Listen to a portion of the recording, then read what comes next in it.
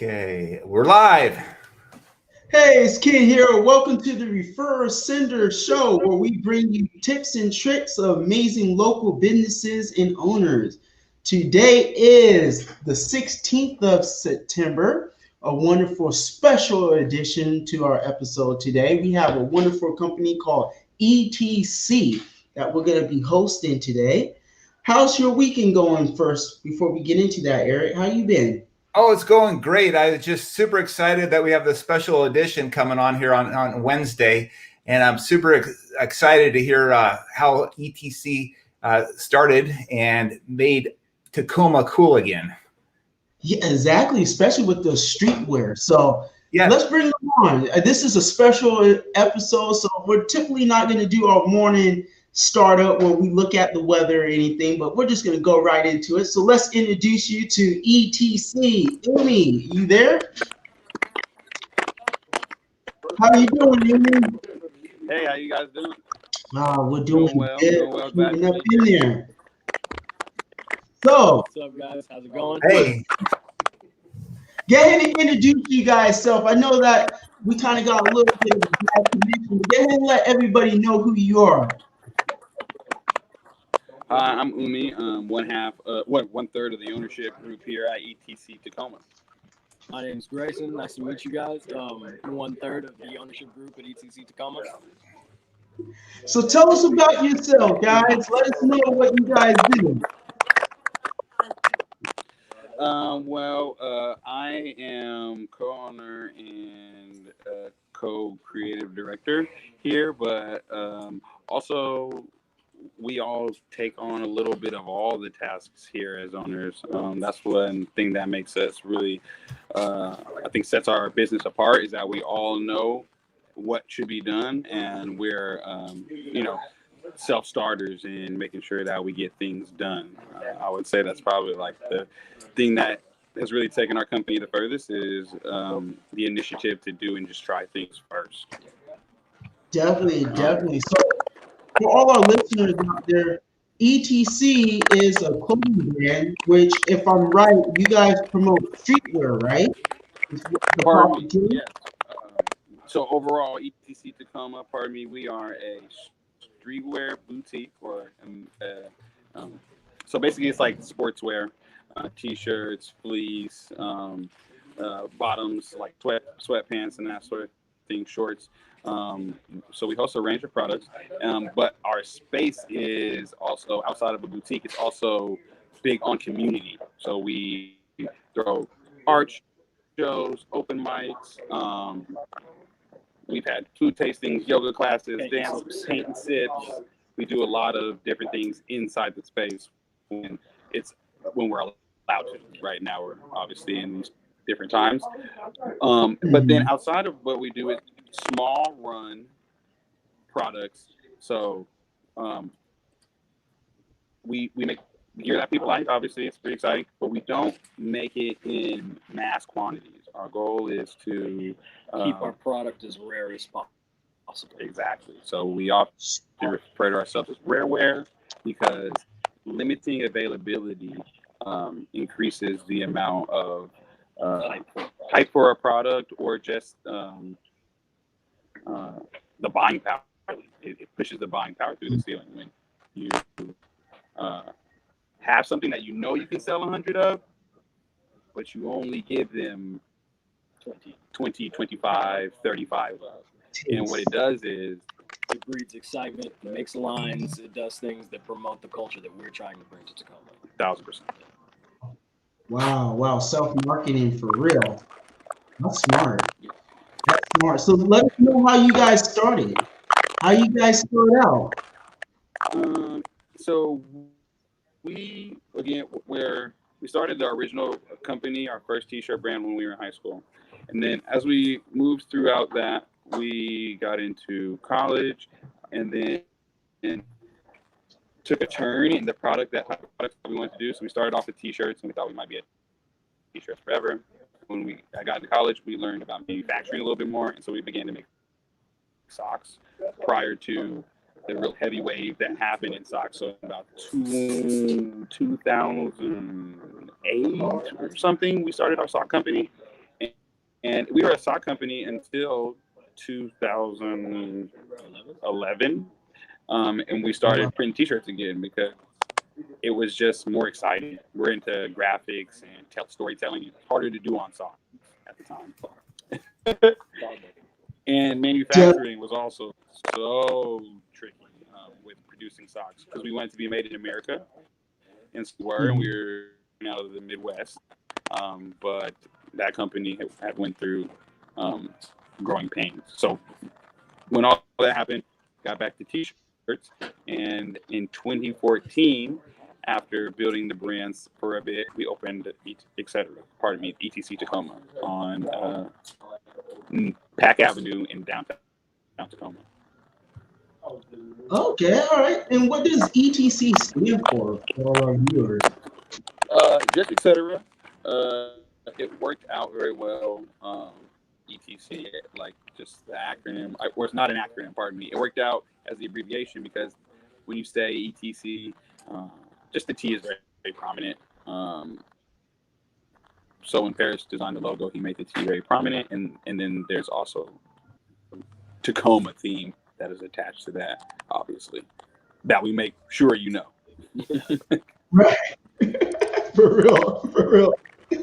So what is you guys' main focus when you guys come up with designs and you're advertising your logo and marketing yourself? What's your guys' vision? Around vision.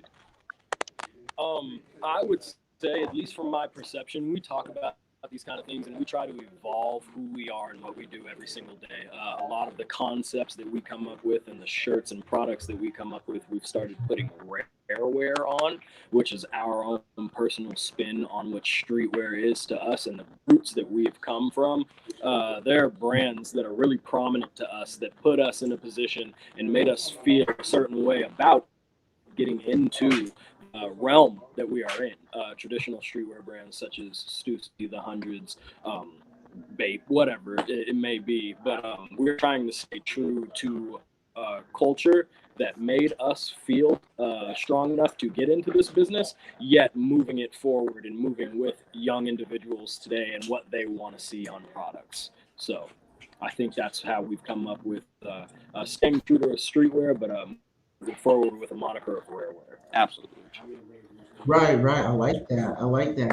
So that kind of goes into what you guys are doing different from your competition, right? Yeah. Oh, yeah. Definitely. The main thing is that there wasn't very much competition out here. Not locally. Exactly. And so that's really what we were trying to breed. And what we're still trying to breed is more businesses like ours, because once there's multiple brands, then you see the spending goes up. People are more comfortable purchasing. They feel like they know what they're buying. We found that a lot of the time, especially when we first opened, people were unsure what they were purchasing. And then once we let them know that we're from Tacoma and we're Tacomans through and through, and the brands reflect both Tacoma but pop culture as from a Tacoman lens, then we're figured out to them. So now they just feel like they're buying Tacoma, which is all they want to do. So True. But then also outside of our realm or outside of our community, which is the Pacific Northwest and Tacoma, Umi is being a little what's the word? Humble in the fact that him and Paris, the other third of the ownership, just knew very well how to tap in with what a traditional streetwear head is looking for, and that the faction of buyers and the faction of teams that were creating what individuals that are very heavily into streetwear were looking for started to dwindle off a bit. And then other brands such as Classic from Los Angeles and ourselves started to make that realm more prominent again. And people were really thirsting for that. So it was about timing, and it was about Paris and Umi knowing what individuals were looking for as well. So Definitely. building those bricks, building that foundation, building that foundation. So are you guys noticing a lot of people following your footsteps in these recent times? I'm sorry, could you say that one more time? Are you seeing a lot of people following your guys' footsteps more and more lately? Yeah, a bit. What we're seeing is that that they are. The one thing that I see them mimicking is there's an attempt to mimic like our rollout process, because I believe that they hadn't seen rollout processes that worked. So now that they've seen one that works, they're finding ways to tweak it to make it their own. But if there is something that we're seeing where we have started a trend that businesses are following, young businesses, it's they're attempting to follow our rollout process, and meaning show product prior to its release, and not in any pre-sale type of way, like physically touching product, showing their buyer that they're holding the product, and like what it looks like to live in it, even so, like a lookbook, a photo shoot, and that sort of thing. Is something that we've seen smaller companies, smaller clothing lines attempt to do. Another way that individuals like Umi and Paris have really helped our community and communities around us re-energize this realm of clothing and this realm of culture is by doing it cleanly and appropriately, and others are starting to follow suit for sure. Definitely, yeah. Because I be hearing people seeing people wearing guys' clothes all the time. And I be like, wow, this is all the way out in Kent. All the way out in Kent, and I'm seeing you guys' logo. Like, man, that's what's up. I be getting pumped all the time. We are definitely starting to see it in other areas of the 253 area code as well. It's definitely beginning to like still come, so like south a bit more, and then like Kent, like the Auburn areas, we're seeing that. And even beyond that, outside of running logistics, I do the shipping as well, or overseas shipping, and we're becoming more and more prominent as well. Lots of love in Southern California, New York, and even international orders come in pretty frequently at this point. So yeah, it's that's what's gaining up. some traction. That's what's up. That's what's up. So you guys are about to hit your 6-year anniversary. What's the vision? What's the future? What's the future plan? 7 years. Excuse me. 7. What's the future plans? Yeah, so we're coming to our 7. Coming into our 7. Yeah. So we plan out pretty far. So this summer was our 6th year as a store, and so next year will be our 7th year as a store. It's our biggest thing, so we normally start really the production process in January and that sort of thing. We don't really have a set theme for the 7th year just yet.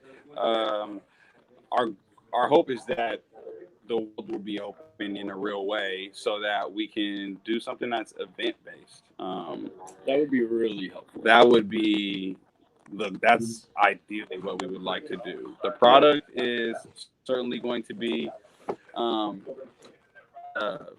as Tacoma-centric as it usually is, and we'll find new ways to make that fun. We're kind of learning some cool things. We've got a couple of ideas that have been around for a long time that we hope can come to light now, that we're a little bit bigger and can afford to produce things now in a bigger quantity. So, but we don't have a theme quite yet for it. We're still mulling it over. Yeah.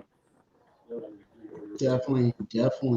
So going through a really bad pandemic, we got COVID going on, we got forest fires, we got killer disease happening. How's business going for you guys during this massive pandemic?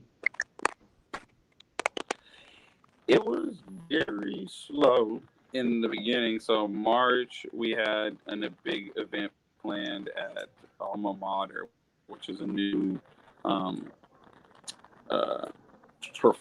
it's like a venue. So it's a new venue, new venue in Tacoma. And there was a popular artist from here who was doing his first show in Tacoma, and we were helping grow the show. And so that was really going to be the first thing that we've done all year, because the beginning of the year is just pretty slow with events for us as we're getting through the end of winter. And that was halted because of COVID. So that really was a big blow for us at the beginning of the year, as well as a couple of other large events that were secrets to the community that we were really excited about rolling out, that would have been really beneficial for us and really exciting for our community that we didn't get to do, that we're hoping to get into late in the year this year, probably next year in the spring or summer, if and when back up in a realistic manner. But yeah, so it did start with a stifle. I didn't mean to jump in. No, not at all. Grayson was very right. It was more than one thing that was taken off of our calendar. So and then we just held tight. Honestly, I think everyone did for those first two or 3 weeks there, just trying to see when you were going to be able to get back to doing business. And so that was a shaky time. And then what we did during that time is we spent a lot of time applying for loans and grant, that sort of thing, just to see if there's anything that we could secure. So we were able to get a grant from Tacoma. That was pretty exciting. And it wasn't the biggest grant, but it was enough. And anything helped in the moment. So, that was really one of the ways that we got at it, I feel like. And then other than that, once we saw that in the clear, we turned our sights on supporting the community by doing donation shirts, and that's when it felt like things started to turn around for us. And that was when things turned around. So us showing our support to the community and turned into the community doubling down on supporting us and giving it back. Wow, that's awesome. That's beautiful. That's beautiful. To me, like a staple of the community, which I felt like before coronavirus was not something that we could say we were growing in prominence, but it really hit us in the, of course, our doors were closed, so all of our revenue was coming online, and the support was just overwhelming after coronavirus started and throughout, to the point where we were overwhelmed in the shop trying to get people's orders out to them. So a lot of people were out of work. We had abundance of work, and that was really cool to see from the community. And again, the United States. It wasn't just Tacoma that helped us just ensure that we didn't backslide into any weird space. We just told people what we were doing, and then had friends from a great business from Vancouver, Washington, approached us about doing the benefit T-shirt. They felt that there's a larger audience to tap in if we did it together, and they were right. And so, again, that really did help us during that time. I think if we hadn't gone to do what we do best, which is try to show some type of support to the community, then the community wouldn't have supported us and continue to support us in the way that they are. Definitely. You give back to the community would definitely support you and give back to you. So, Umi, I need you to tell me the DMX story, man. I love hearing it. Oh, yeah. I heard DMX came to your shop, Darkman X. So, dude, it's an interesting story. It has to do, again, with, like, community. So, I formerly was doing a podcast with friend from here named Andy Hippa, and in the midst of the podcast, we would just have late nights. He was on a late night by himself at the Murano, and DMX was in town for a concert for 25 Trees, I believe, at the Tacoma Dome. They were doing. They had brought out a bunch of old school hip hop personalities, and he was one of them. He was happened to be staying downtown. A friend saw him and made conversation. It was a short conversation, but in the midst of that, he said, "Hey, there's a black-owned business down the street. You should go take a look at it. It's my friends, and they make really cool clothing." And so DMX sent down his bodyguard, who's now a freak to the company. His name is Spank. And then Spank brought him down. And then the rest is just kind of history. With he's been in Tacoma prior to this, and he has a child named Tacoma. So there's a bit of history with him in Tacoma.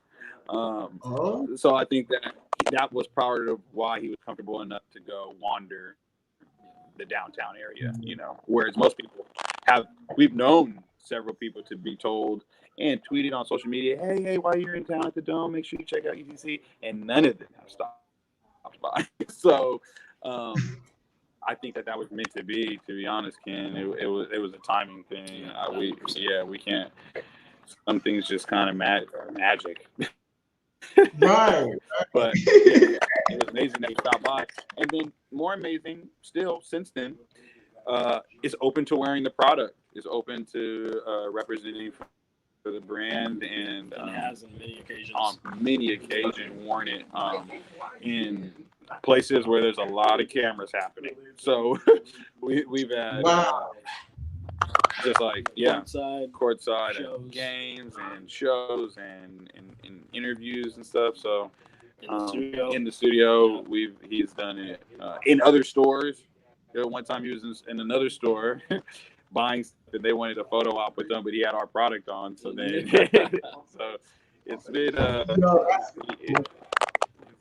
How do you feel? How do you feel when you see a recording artist like DMX? X gonna give it to you. Dartman X, how do you feel about someone that height wearing your gear? I'll let you. It's really cool. Yeah. Growing up in the 90s and being a kid of the 90s, DMX is a legend. And there's a few others as well, prominent artists or famous individuals that wear our product. The Game is one. Our items a time or two. Some really prominent professional athletes from the area: Desmond Trufant, Isaiah Thomas, and more. Brandon Roy, a guy who got drafted to the majors, a baseball player from Federal Way that went to UW, Christian Jones, is wearing our product now as well. So, yeah, very cool. That kind of stuff, it's just every time it's one more. I'm sorry, just from a very different realm. Vicky Martinez. She's an indie guitar artist that also is in Orange is the New Black. She went to Stadium High School, and she wears frequently and orders from us frequently. So, that stuff is always humbling. Humbling just to know that it's bigger than us now, right? We used to be a little boys club of making stuff for ourselves, and so that no one else would be able to wear what we're wearing. But now we're in a space where it's bigger than us, certainly, and so it just makes me feel like a little cog in the machine. And then I like that, because it just means that you just got to become a cog in the machine. It's always cool. Grow a little bit, but staying after it is like the main thing. Staying humble and moving with angst and meaning is very, very important for what we do, and making sure we don't get complacent or too comfortable. Yeah, knowing that we have a lot of room to continue growing even when we're seeing growth. That's huge. And seeing one makes me want to see more, right? I'm humbled, but I'm also hungry, right? Every time that I see a new kid from here grow into their own and doing whatever they want to do in a major way and getting some type of spotlight, and that the fact that they could buy whatever they want most of the time in these situations, and they come to us, is I mean, Very humbling. sometimes it doesn't. Yeah, exactly. It's just very humbling again. It just makes you want to figure out how you can get it on the next. How do you maintain it? You get just so worried that you want to maintain it. You're like, oh man, this is happening now. You know, you want the craft to continue to go up, right? Exactly. You know, if you're looking at it in that sense, so makes you want to go back to work. Right. Something new every day. So now I need you to confirm. I heard that Warren G came to this too to do a show, a little mini show. Is that true? Who? Warren G. Wait, who? No. That is a myth. Warren G. Oh, no. That's a myth. Okay, that's a myth. Okay. Man, I was so mad. Someone was like, "Yeah, Warren G was at ETC. You should have been there." I'm all like, "Are you serious?" If he's flipping it out of here without us seeing, me and G are not happy about it. No. Oh man! So, for all these youngsters out here, what good advice do you have to tell them if they want to start their own clothing line? You got the little youngster that's just seeing you guys; they want to be just like you guys. What can you give them pointer-wise? That's a tough question, but again, as a guy who joined the brand after the two founders, I'm their little cousin, you know, and it was just always something that was very, very important to me to follow in their footsteps because I understood that they understood the culture that I thought was so important. Is exactly that. It's trying to stay true to what streetwear is, and trying to stay true to yourself and the community that has made you. I think that a large part of being a business owner, regardless of what realm of a business you're in, is trying to put on for your community and never, God, this is cliche, but just not forgetting where you come from, making sure that you are being in service of your community as you would want them to be in service of you. Much like you, Eric. What's that? Exactly. I said much like yourself. Yes. And, yeah. Thank sure you. I'm with G all the way. I think that one thing that I did learn with this is that you could certainly start a business anywhere, but starting where you're from, it's kind of like a cheat code, right? You have people around that can vouch for you, that can say that you do good work, that are more open to saying that, and then it's easier for them to observe you. So while in the first years of our business, we understood that it was just about putting our heads down and making sure that we were doing what we wanted to do, because we knew that there was a lack of understanding there in the type of business that we are building. Just like a small boutique and not like stuffing it full of clothes, it seeming more like an art space than a place selling clothing was a hurdle for people to get over 1,000%. because they were confused about the business structure. But when Umi told you that a few questions ago, what competition was like, and there not being much of it in the community, genuinely a lack of understanding of what we were doing and what we were trying to get people to follow. That was a very prominent avenue for us, was making sure that individuals knew who we were and what we were about before then expanding our horizons, thus expanding their horizons. Yeah. And I believe that the easiest way to do that is to do it in your backyard, right? If someone they see what you're doing, because the word of mouth will travel pretty darn quick there, maybe faster than you want in some circumstances if you don't have your business as professional as you want it and all that sort of thing. But someone knows someone and says, this person I know delivers this service, they're done looking for the service. They believe that they know where they can get it done because they've trusted who's ever sent them there. And so I really believe that, yes, have the passion and make sure you don't forget where you came from, but also try to start it there so that there's some testimonial as you move forward in growing your business. Yeah, grassroots is important. Grassroots is important. Definitely. That was deep. Yeah. That's real cool.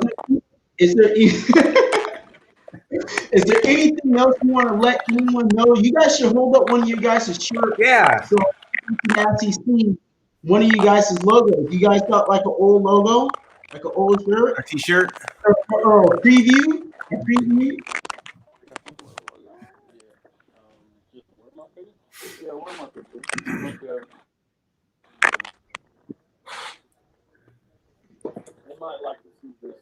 Okay, so we do a thing where, you know what, let's just do that, the preview, not the t-shirt.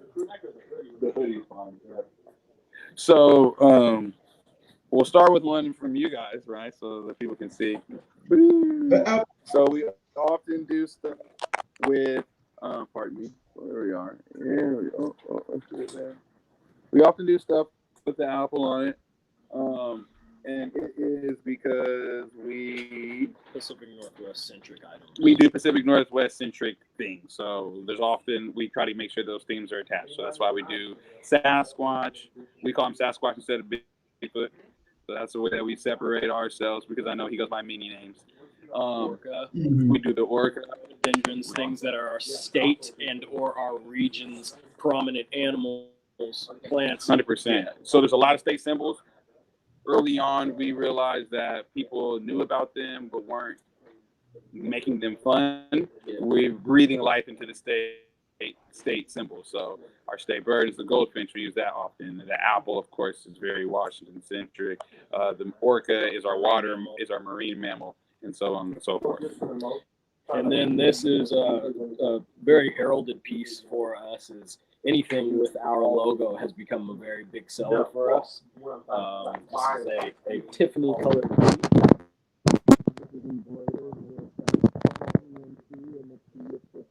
That's dope.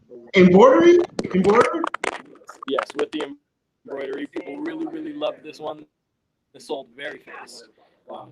Yeah. That's So, cool. And we don't do our thing that we try to do.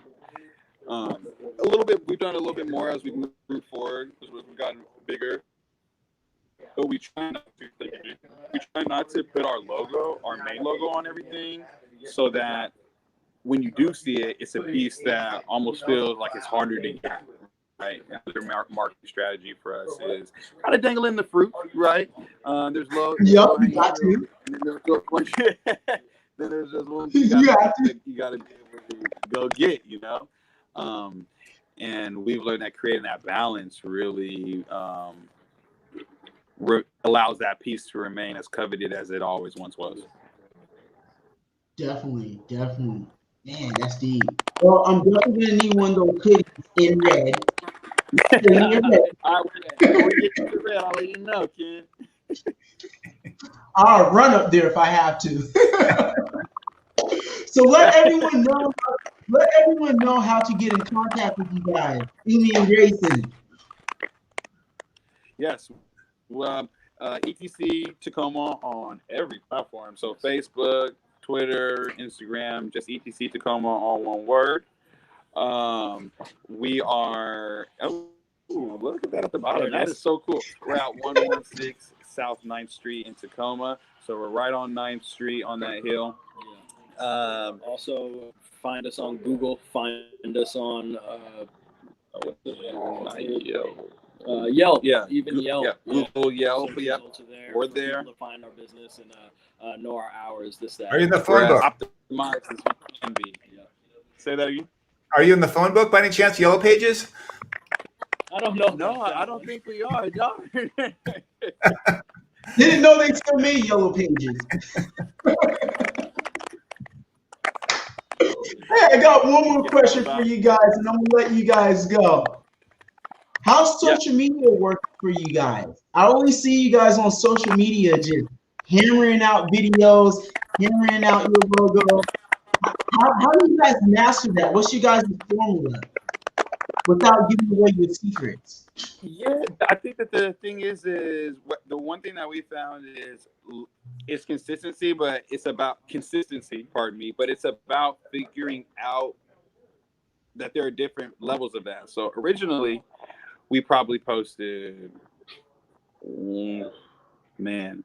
once every 3 weeks or something like that. It could almost be like once a month in the beginning, but it was about.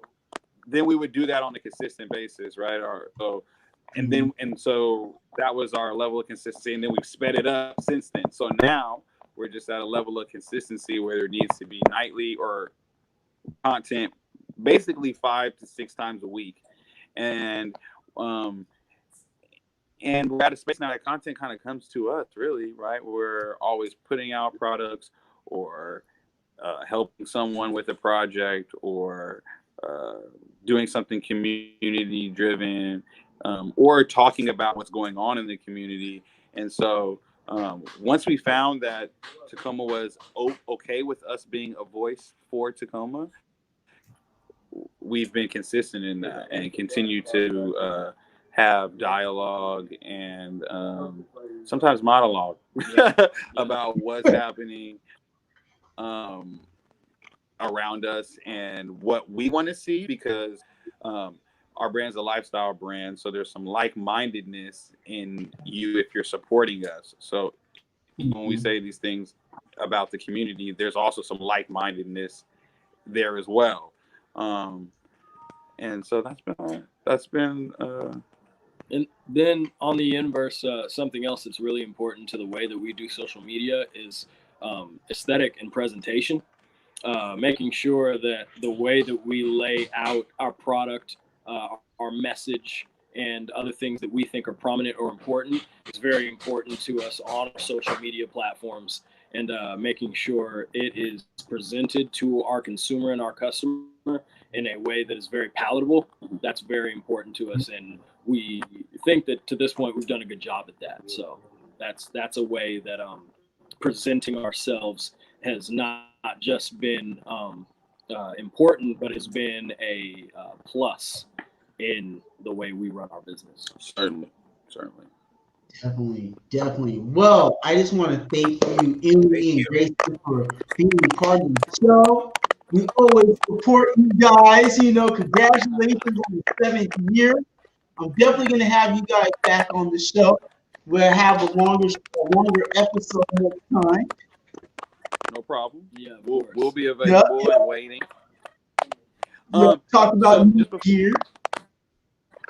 Just before we go, though, we would like to, because it's in support of some other local businesses. So we have 2 running collabs happening currently. One with Wooden City Pizza in downtown Tacoma. So they're very exciting piece. They're pretty much kitty corner to us. So if you're on Pack Ave, they're across the street from Matador. But they're doing a pizza with us. So right now on their menu is an ETC veggie pizza. Ooh, and 50% of the proceeds go towards a college fund that we are establishing, the Etc. College Fund, which is going to go to kids for like books and that sort of thing when they're headed to school. So that's something that we started with them that could grow. There could be more items or rotating items.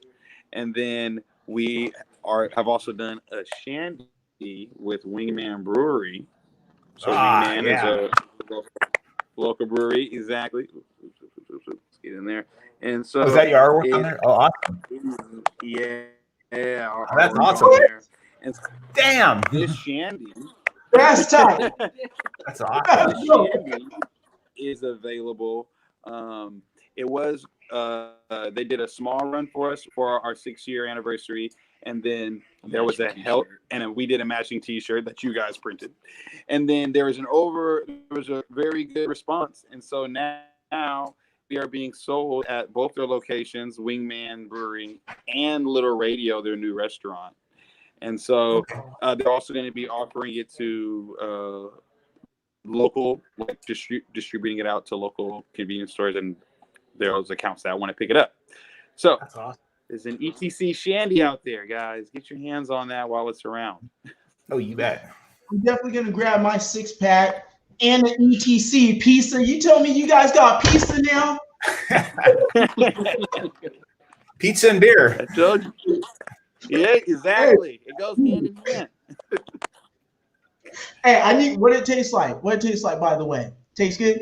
It's a pineapple, raspberry, and lemon shandy. So it's a tart raspberry shandy is really what the pineapple is probably the most faint part of it, but it's very good. Cool. I'm gonna have to get me a couple of those before they're all out. Yes. We gotta link up and kill a couple cans together. Come on now. Yeah, exactly. We can't thank you guys enough for having us. Yeah. Thank you, Umi. Thank you, Grayson, my guy. I should be seeing you sometime this week or beginning of next week? Tomorrow. I'll be here. All right, guys. Thank you for being part of the show. That was good, Ken. We have fun. Yeah. So let's go back to if you guys want to be on the referral sender out there, you can contact Ken at NW Custom Apparel, and you can be famous in Tacoma. And with our little sign out here, so it's 1, 2, 3. We want to make sure you are here for good. We'll see you guys. See ya.